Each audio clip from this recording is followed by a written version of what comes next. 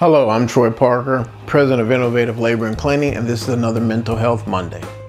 Today I want to talk to you about not having regrets. In the past, I've made mistakes, but one of the things that I always tried to tell myself throughout my adult life is not to have regrets. And even when I made mistakes, like going to prison, I made sure when I came home, the people that I had committed my crime against, I called them and I apologized for what I had done and what it had done to them. Now, I'm not going to sit here and tell you that all of them were happy to hear from me and they all just said, well, hey, we forgive you. There were one or two that had, some hard feelings. And then I've worked each day to try to make amends and pay back the money that was involved in the situation that I was in.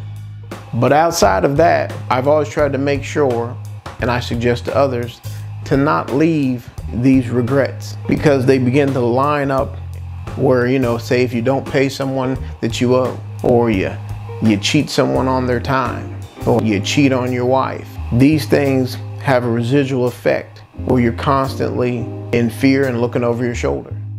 So I always have made it a point to make sure if I made a mistake, go back as quickly as possible, and that's the key part, as quickly as possible, and make amends. I teach all of our employees, especially those in the office, if a person worked a job and maybe they have forgotten to put it on their time card, but we know they worked it, pay them.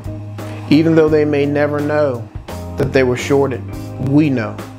And even the things that we know that people that we might have shortchanged don't know, that creates that same residue, that same feeling inside that, you know what, you just don't do things right. So always make sure that in dealing with our employees and dealing with our customers, to be honest, so that there's never any time where I have to worry about looking over my shoulder or someone confronting me about something. I deal with it head on.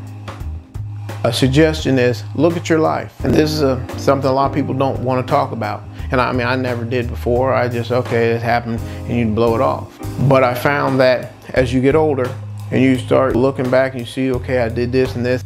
And I remember my father telling me that his first wife, they had broken off and he had married my mom. But he had continued in keeping his first wife in his life so that she couldn't go on and have her own life.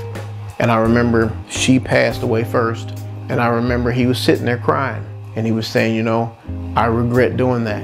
I should have let her have a life. And he had told me, he said, don't do things in life that you're going to regret later. Do things right.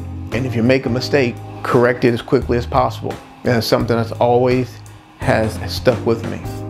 So I suggest to you to look at your life and look at areas that maybe you've fallen short. And we all have fallen short. So let's not beat ourselves up. Actually, this is something that will help free you and help you feel better about yourself. And whether it is maybe write a letter to that person if you don't want to deal with a face-to-face.